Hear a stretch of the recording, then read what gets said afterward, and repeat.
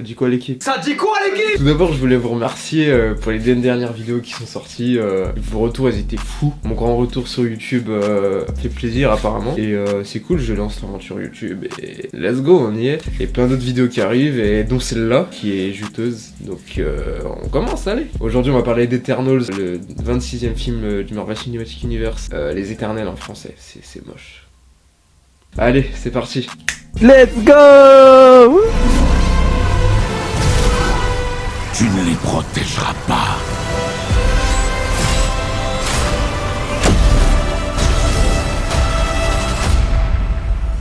Aucun d'entre eux.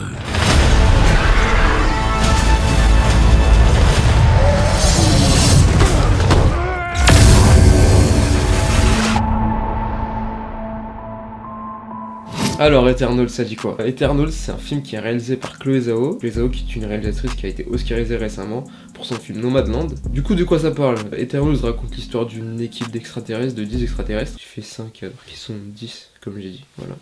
Et qu'on lui, hein. 10 extraterrestres qui ont été envoyés sur Terre par les Célestes pour protéger les humains des déviants. Ils ont plus intervenu sur Terre pendant 7000 ans jusqu'à aujourd'hui parce que c'est le retour des déviants qui menacent la Terre d'être détruite. Sans spoiler, voilà le synopsis. Il y a 5 ans, Thanos a fait disparaître la moitié de la population de l'univers. Mais les habitants de cette planète sont parvenus à ramener tout le monde d'un simple claquement de doigts. Ce brusque retour de la population a généré l'énergie nécessaire pour déclencher l'émergence.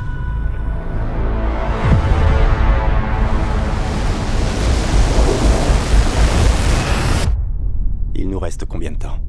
Nous avons 7 jours. Donc, Eternals, mon ressenti, masterclass. C'est le haut du panier du Marvel Cinematic Universe, si je peux dire comme ça. Enfin, Marvel prend des risques, ose faire des trucs qui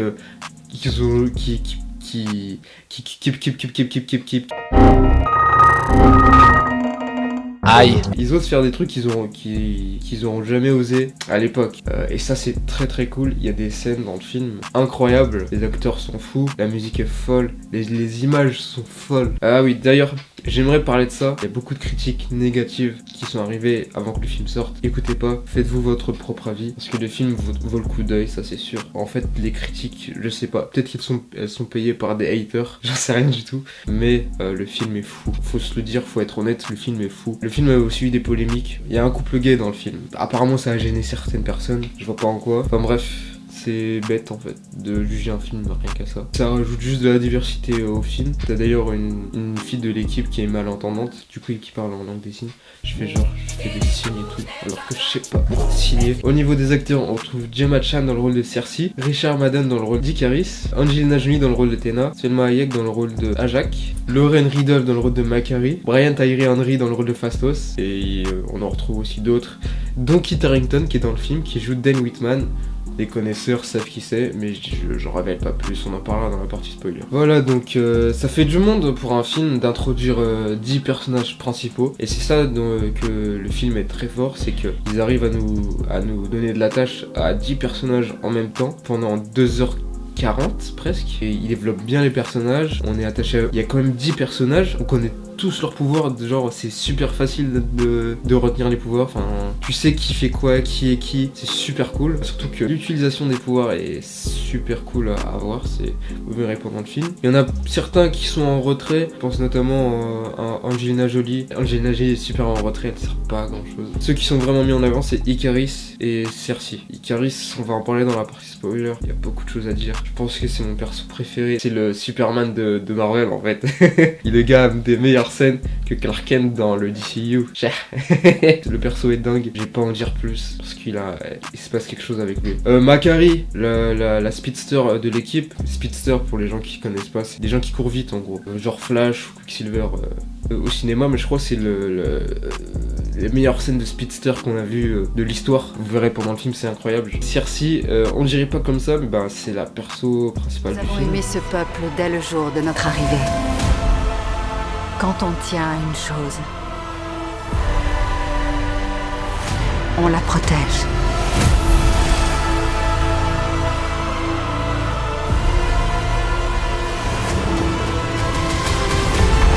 parler des scènes d'action. Les scènes d'action qui sont divins. Genre, t'as genre 10 Superman contre des monstres. Franchement, c'est beau à voir. Malheureusement, je trouve que ça manque un peu d'épique. Ça manque de grandiose. Les scènes d'action sont folles.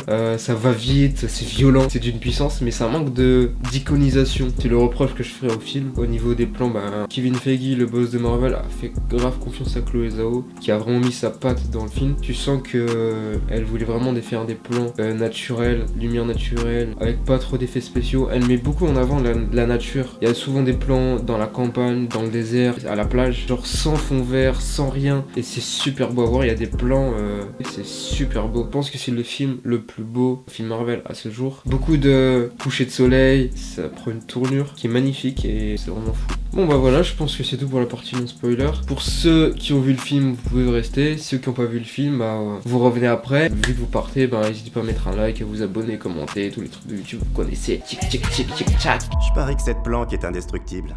C'est quoi cette table? Du vibranium? Non!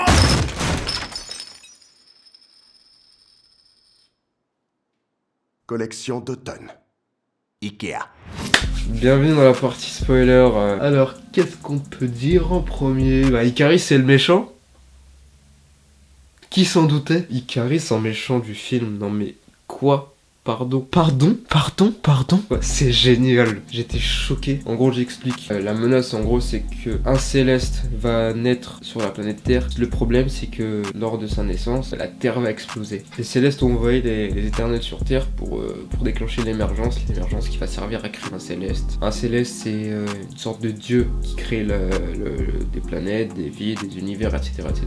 Et le problème, pour créer un Céleste, il faut détruire la planète. Super. Pour créer la vie, il faut la détruire. Let's go. Les Éternels sont pas d'accord avec ça. Sauf Ikaris, il est né pour faire ça, pour cette mission-là. Il est contre les Éternels, du coup il devient méchant. Enfin, il est méchant depuis le début en fait. Enfin, je dirais pas méchant, mais voilà, il a des objectifs et le gars a un seul objectif dans sa vie. S'il a plus ça, il peut rien faire d'autre. Sauf que la différence entre lui et les Éternels, c'est que lui a moins d'attache avec les humains que les autres. Par exemple, Cersei, elle a vécu toute sa vie sur Terre, comme tous les autres, mais elle a un mec, d'ailleurs, Kit Harington, qui joue Dane Whitman, Black Knight, on va en parler après. Elle a des élèves, elle est prof d'histoire, je crois. Oui, prof d'histoire. Elle a des liens avec l'humain. Chaque Éternel a un rapport avec l'humain, sauf Ikaris et Sprite. On va en reparler après. Kingo, qui est devenu une star Bollywood, donc qui kiffe les humains et qui fait de ses lèvres, tout ça.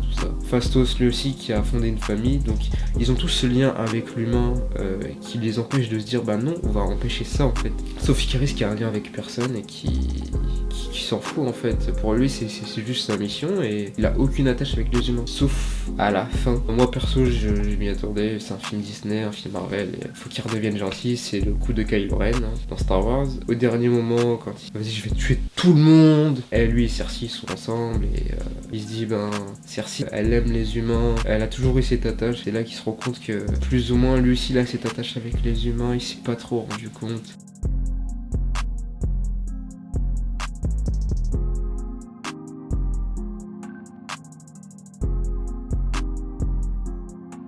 C'est ça qui lui fait dire, en fait, on va aller sauver les humains, écoute. Au final, il se suicide. Alors que c'était mon préféré. Je suis dégoûté. J'ai envie de mourir. Aussi le fait que Sprite la gamine, est en kiff sur Ikaris depuis toujours. Honnêtement, pourquoi? Enfin, je veux dire, je trouve que ça arrive un peu de nulle part. Il y a Kingo qui arrive qui dit, dis donc, il est beau à voir, Ikaris. Genre en mode, elle le regarde tout le temps. Enfin, dans mes souvenirs, elle a pas l'air de le regarder souvent. Et le problème à Sprite, c'est que elle est coincée dans le corps d'une enfant. Sa vie, elle va nulle part. Elle en a marre de pas vivre humainement comme tout le monde. Et c'est pour ça qu'elle se met dans le camp d'Ikaris. C'est ça qui est cool. T'as plein de personnages qui retournent leur veste. Un autre truc aussi, il y a des personnages qui meurent. Comme t'as notamment Gilgamesh qui meurt, celui qui a joué dans Dernier Train pour Busan, le coréen balèze. Et t'as aussi Selma Hayek, Ajak qui meurt, la chef des Éternels qui meurt. Mais c'est cool, il y a que dans Avengers où des persos meurent, et là t'as des persos principaux qui meurent. Je passe un peu pour un mec chelou là.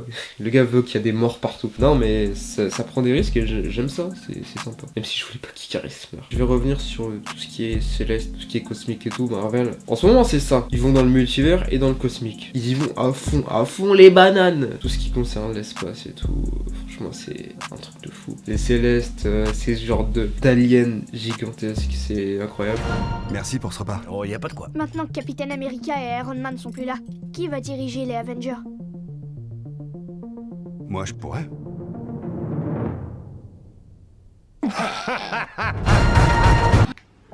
C'était pas si marrant.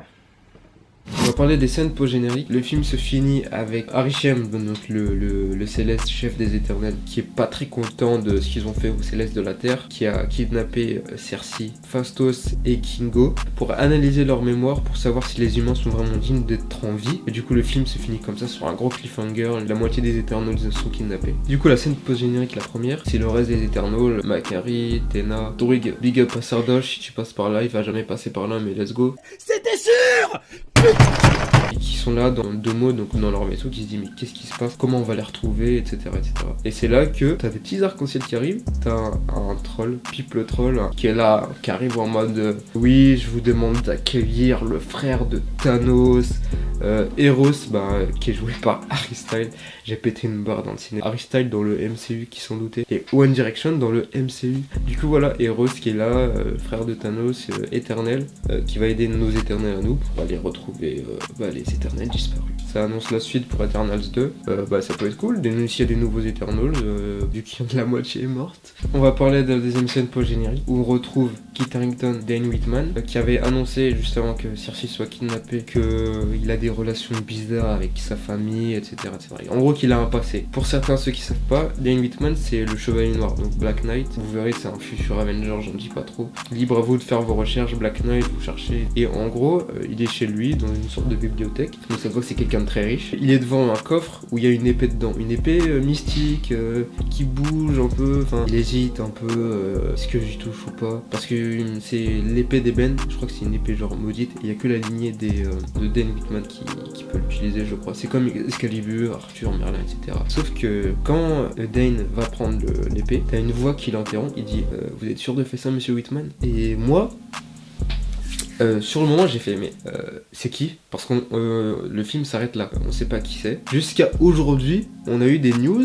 très très juteuses et apparemment c'est Blade, le chasseur de vampires, qui est lui-même un vampire. Blade dans le MCU et dans Eternal. Pardon. Du coup voilà, Blade dans le MCU, on est là, c'est cool. On verra ce qui se passera. Je pense que Dane Whitman aura une série sur Disney+. Peut-être qu'il sera dans le film Blade, on verra. En tout cas c'est très prometteur pour la suite. Bon voilà, je pense que j'ai fait le tour pour ce film incroyable. Je vous conseille d'aller voir fortement le film dès que possible, parce qu'il est fou. Faites pas confiance aux critiques comme j'ai dit au début. Faites-vous votre propre avis, parce que moi je l'ai fait et je suis pas déçu du tout. J'avais des grosses attentes et les attentes sont respectées. C'est la fin de cette vidéo. Like, abonnement, pouce bleu, je l'ai déjà dit parce que c'est like aussi. Oui. Commentaires comme d'habitude, les trucs de YouTube et je vous dis ciao, bye, Cimer.